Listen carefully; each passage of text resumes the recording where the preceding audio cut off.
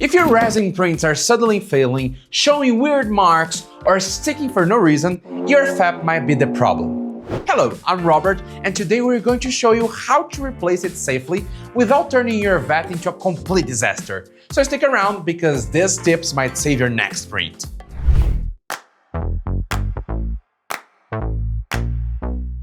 Okay, first things first, what the heck is the FEP film?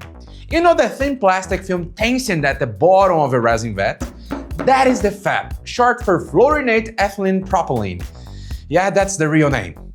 While that sounds like some kind of sci-fi spell, it's actually a consumable part that eventually needs replacing. Over time, this film can get scratched, cloudy, stretched, or even punctured. Once that starts affecting your prints, it's time for a new one. So if you print often, it's always a good idea to keep a spare at hand. Traditional FEP is known for being thin, transparent, chemical resistant, and non-sticky. But as resin printers evolved, new materials started to emerge. You may have heard different names for this type of film, and these alternatives usually offer lower peel force, which can help with faster printing and easier layer separation. Some printers come with these newer films pre-installed, so before replacing yours, please make sure you know which type your printer uses.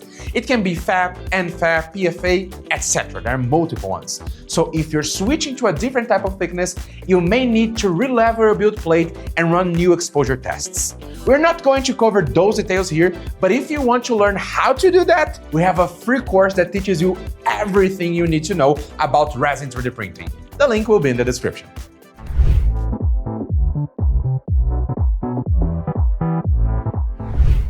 Before starting the replacement process, you must always use PPE. So put on gloves, empty your vat, clean it thoroughly, and place it upside down on a clean surface. Start loosening the screws of the bottle, but don't remove one side completely right away. Loosen everything first and then remove them to release the tension evenly. And if your printer has a lot of screws, use an electric screwdriver. It can save you a lot of time and patience. Just be careful not to over-tighten or strip them. And please keep those screws somewhere safe because losing one tiny screw will give you a serious headache.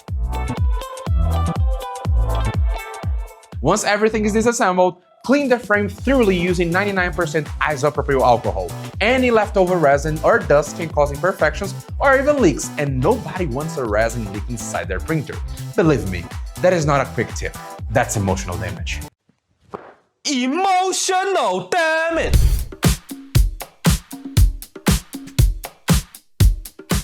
Before installing the new film, it's always worth checking the manufacturer's instructions for your specific printer. Some models use spacers, some use different frame systems, and some sell the film already pre-mounted in a frame. If that's your case, congratulations, you're playing on easy mode. There are even quick-release frames available on the market that can completely change the experience of replacing a FEP, making the process much faster and easier. If not, let's do it step by step. Wear clean gloves, work on a dust-free surface, and remove the protective plastic from both sides of the new film. Place it evenly between the rings, leaving equal margins on all sides. Also, pay attention because some films have different textures on each side. Usually, the smooth side faces the resin inside the vat, while the texture side faces the LCD. Installing it backwards can cause problems, so double check before tightening everything. To make assembly easier, use a pointed tool or a hobby knife to puncture the first hole in one corner and insert the screw loosely. Then, repeat the process on the opposite corner and the remaining two corners.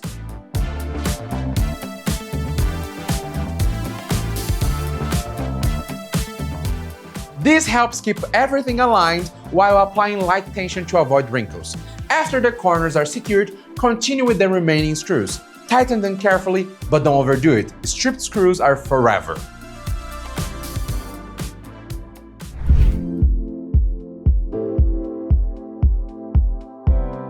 Now comes the important part, tensioning. The second set of screws will stretch the film across the vat like a drum, and just like a drum, it needs the right tension. Too loose and you will get wrinkles. Too tight and you risk tearing the film, causing unnecessary stress. tighten gradually in a cross pattern and a little at a time. As the film gets tighter, even a quarter turn can make a difference, so go slow and be patient. This is not a race. But if you want to be fast, hit the like button as fast as you can. We've been posting tons of content related to 3D printing recently, and you don't want to miss it, right? So hit the like button, subscribe to our channel, and stay tuned for more content. Now, going back.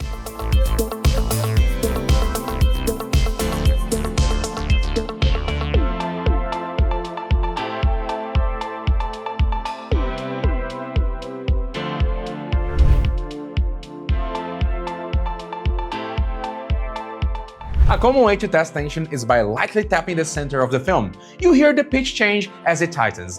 With enough experience, you can hear the difference between loose, tight, and just right.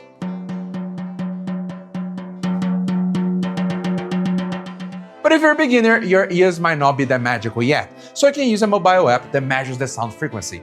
A common reference is around 320 Hz, with about 30 Hz of variation depending on the printer and the film size. It's not mandatory, but it can help you build confidence, and it also gives a professional touch to it.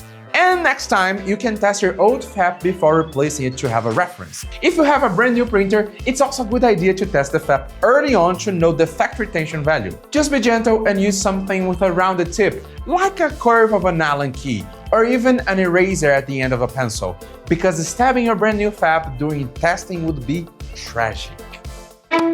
Once everything is properly tensioned, trim the excess film around the edges using a sharp blade. Cut flush with the frame carefully, because one wrong move here and it's back to step one. And don't forget to use proper PPE. Cut-resistant glove can save your fingers, especially if you're a bit distracted like me. Well, that's it! Your resin printer is ready for smoother, cleaner, and more successful prints. We hope this guide helped you feel more confident when it's time to replace your FEP. And if you want to dive deeper into resin 3D printing and learn everything from setup to troubleshooting, don't forget to check our free 3D printing course linked in the description. Also, if this video helped you, remember to leave a like, subscribe to our channel, hit the bell, and share it with someone who might need it. Your support really helps us keep creating more content like this. Thanks for watching, and we'll see you in the next video.